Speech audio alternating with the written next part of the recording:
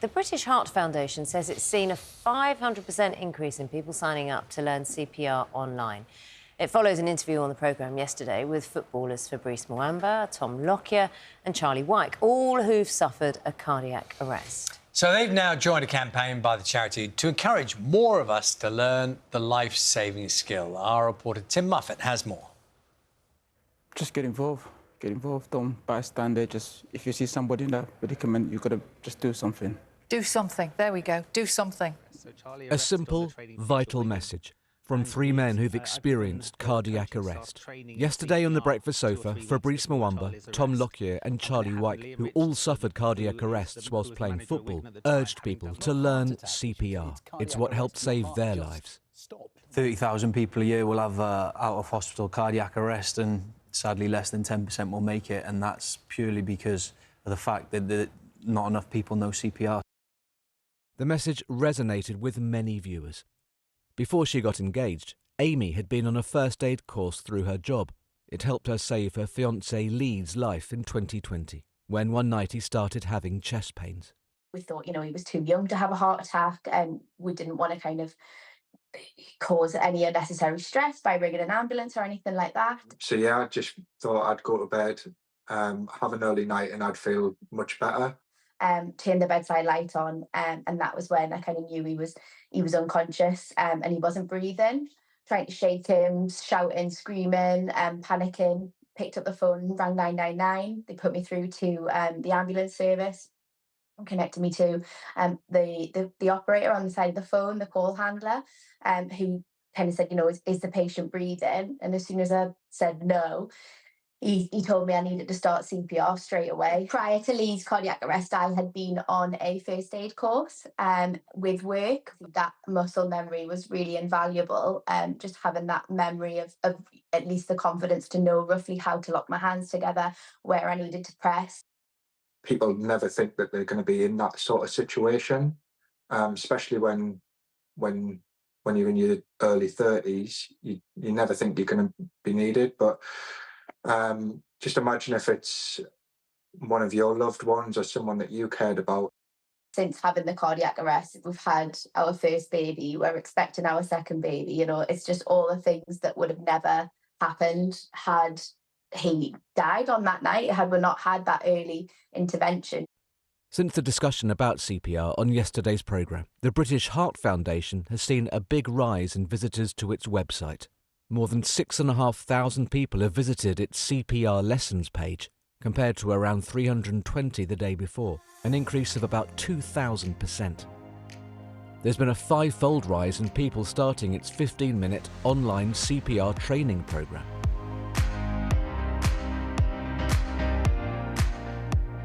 I think CPR means such a lot to people who've had their loved ones' lives saved by somebody actually doing that for them. As Judy knows firsthand, 6 weeks ago, her husband Dave had a cardiac arrest. He was out with two friends. They were rehearsing. He plays guitar. At one point he said, I don't feel too well, but then they carried on playing, and the next thing they knew, he just collapsed. One of his friends called the ambulance quickly.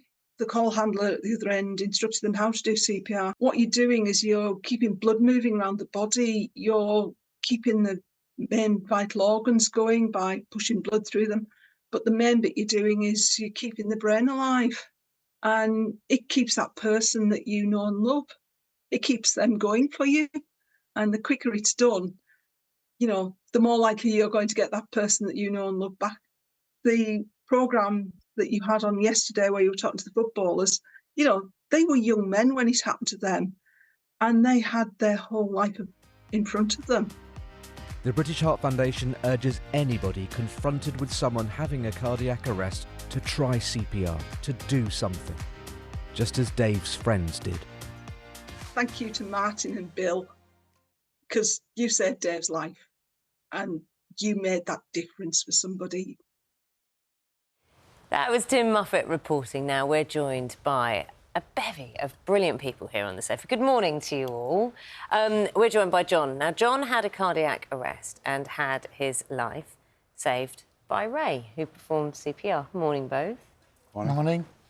Don't look so frightened, honestly. He'll be fine. He'll be absolutely... You've done the bravest thing ever, so you don't need to worry about being on this sofa. And we've got Adam and his partner, Kat. And Kat saved Adam's life in the middle of the night. Good morning to you. Good morning. Can't wait to hear you tell this story. And we have Dr. Charmaine Griffiths from the British Heart Foundation. Dr. Griffiths, good morning to you as well. Good morning. Thanks for letting me join you. Oh, no, it's an absolute pleasure. And we will talk to you about kind of the success of the campaign so far and you know, why it's so important. But I think, actually, we can just explain exactly why it's so important already. Kat, shall we start with you? Yep. So, take us back to an evening. You'd popped off to bed, you'd said goodnight, gone off to sleep, and then?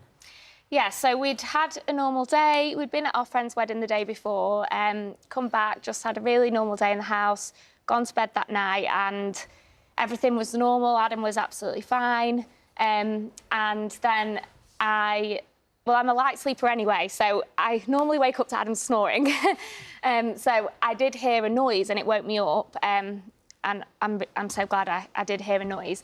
I now know that... What kind of noise was it? I now know it to be... Agonal breathing. Agonal breathing. And it's basically when you're technically dead, your body creates this noise in your throat. People sometimes refer to it as the gargle of death. So I'd heard this kind of sound, woke up, turned over, saw Adam was unresponsive, turned black, so rang 999, and we quickly realised that I needed to do CPR.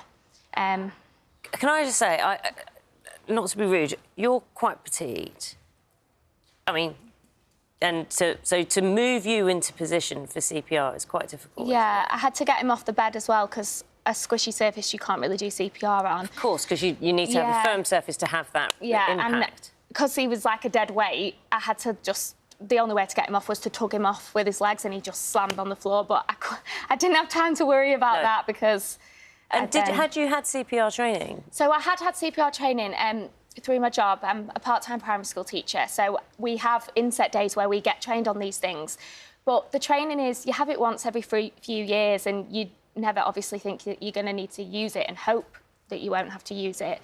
So I'm not a medical professional. I had that training, thankfully, so I kind of knew what to do, and I just did it. Well, you did a very good job. Adam, good morning. Morning. What are your... I mean, I'm assuming you had no recollections of the moment itself. Presumably, you woke up later and then realised what had happened. Yeah, so I woke up, they put me into an induced coma, and I woke up 4 to 5 days later. But prior to the cardiac arrest, I had no recollection of the previous 2 days before that happening. So can you remember when you first heard what Kat had done? Do you remember when you were told? I actually can't, because I was on so much drugs in the hospital.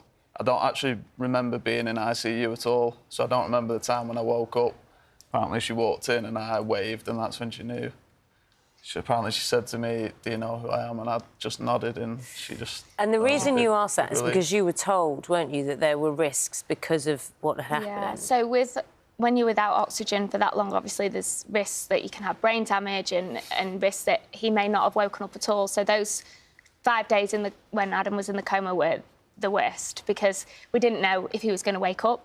We didn't know if he woke up he'd know us, or if he'd be him still, or if he'd have brain damage. So all of that going round and just waiting for that call. So when we got the call and he was awake, and he waved at me, and I said, "Do you know who I am?" And he said, "Yeah." It was a really good moment. It's quite a big sigh from you, Adam. Now, this is very traumatic stuff. Yeah, it's just a relief, because things could have turned out so much more worse. Well, that is an absolute fact. Thank you for sharing the story, because I know it's not necessarily terribly easy to do. Yeah. Welcome, gentlemen. So, John, you're the one whose life was saved.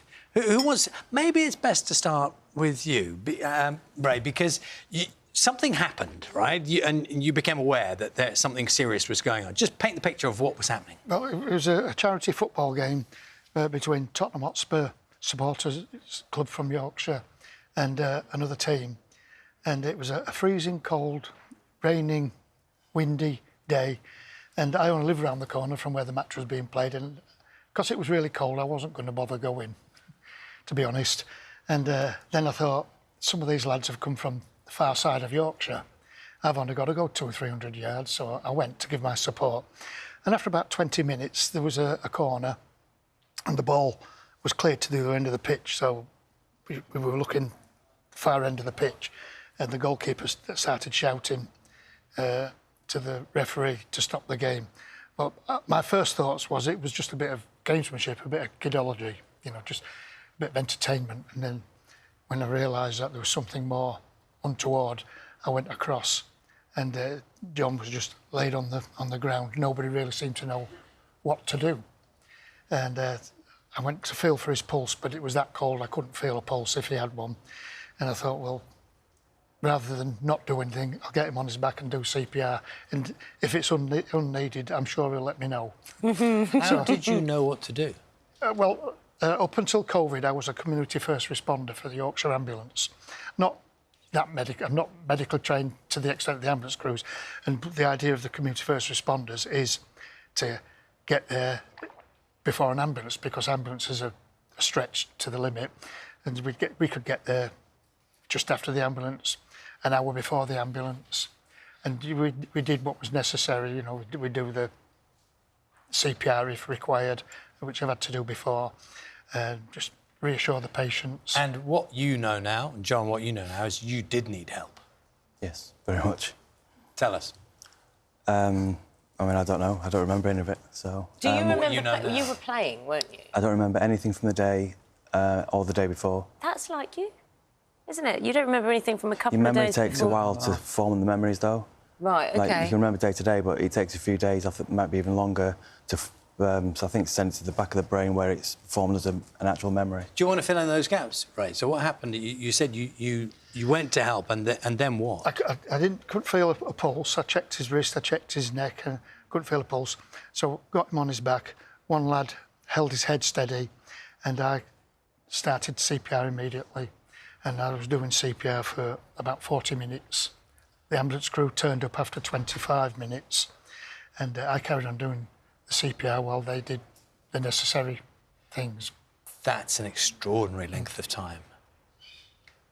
Yeah, I know about that. You know about it afterwards, but it's the adrenaline that kicks in.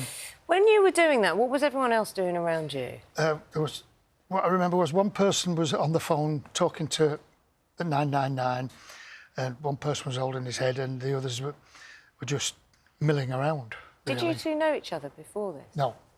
Although we're members of the same supporters club, we didn't know each other. So, John, when did you first meet Ray after you had recovered? We exchanged messages, but we met at a Yorkshire Spurs Legends match where Glenn Hoddle was, he was like the guest speaker.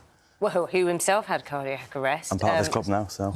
soon after, and he was saved, there he is, and he was saved by a sound engineer who was a special constable as well, who saved him by doing CPR.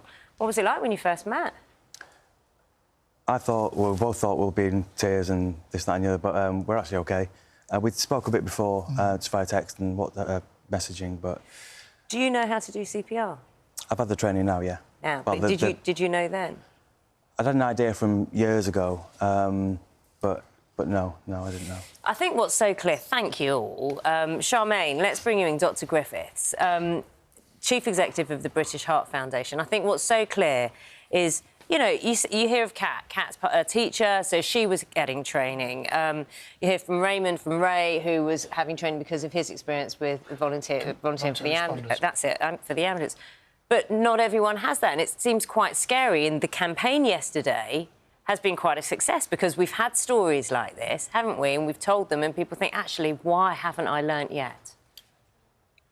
You're right, Naga. It's so important, we all know. I don't think there could be more powerful examples than those stories we've just heard of why, when the moment happens, you need to know CPR to be able to save a loved one, a friend, and someone close to you. My goodness. And the scary fact is that over half of adults in the UK still don't have the confidence and knowledge to do CPR. And that's why it was just so brilliant to see the response from seeing Fabrice, Charlie and and Tom, of course, on the breakfast sofa yesterday morning. We've been overwhelmed and had a record day for people getting trained. We had over 6,300 people train and turn to the Reviver tool to learn themselves CPR yesterday alone, which is 10-fold increase on a normal day. And we've got more to do, but what a great start to the Every Minute Matters campaign. It's absolutely been phenomenal, a record day for us. Charmaine, thank you for that. Do you know, Kat, what Charmaine was referencing there about confidence, you'd had some training, but the reality is, obviously, we're all encouraging people to go and learn, go to the website and learn how it should be. People might find themselves in a circumstance not having that information. And you do worry, don't you, that you could harm someone by, as you said, I think, Ray, you're trying to help. Yeah. But I think there is a natural thing, maybe we all have, if you don't know the details, that you might harm someone. Yeah, and I think if you'd have told me what I was going to do before I had to do it, I'd have said there's no way I could have done it. I'd have been too scared. Really? But actually, yeah, in the moment, there's no other choice. And I do think at that point, and I don't mean this to sound blunt, but they are already dead. So anything you do is going to help them. Even if you just give it a go, surely that is better than doing nothing. And I do think that in the moment, even though you think you may not be able to do it, you do get this rush of adrenaline. You want to help somebody, and that's... everyone can do it. I do believe that. Raymond, you were nodding along to that. I just want to say, didn't you have a broken sternum after the CPR? Yeah, so she broke my sternum and she broke my fourth right rib. Absolutely fine, though, isn't it? Yeah, You were I dealt with alive. that pain. Yeah. It was fine for me. At least you were alive to have the course, pain, basically, and that's the thing. I mean, you said adrenaline was running through you. Adrenaline. And you can become stronger, don't you? And that night, I slept one of the best sleeps I've ever had. Because the adrenaline's gone and you're just completely whacked out. You know, you're tired. And John, when you learn, dead simple, dead easy to remember to learn? I did it again last night. It's 15 minutes. It guides you through it. This is the app? The app, yeah, Reviver. And you need a cushion. The camera tells you if you're doing it fast enough. It's astonishingly easy to do, and it gives you a bit more confidence because, for me, it's the bravery to recognise something's gone wrong and then to do it like you did and you did, because you've got to break ribs, you collapse my lung, but thankfully because I'm here, so yeah. It's all worth it. Well, we're very pleased you are. So, thank you for sharing your stories, and you know, all of you. I know it's not necessarily. I know it's all for the right reasons. It's not necessarily easy to you know, share the moments again, is it? No, it's tough. I mean, seeing someone die in front of you, hopefully I'm never in that position. But for the other person seeing it, it's probably the most daunting, traumatic experience you could ever face. And with the Reviver tool on the British Heart Foundation, learning that skill within 15 minutes could be the difference between life and death. And anyone can do it with the Reviver tool, the online tool, which is available now. And you can also get more details on the British Heart Foundation's website.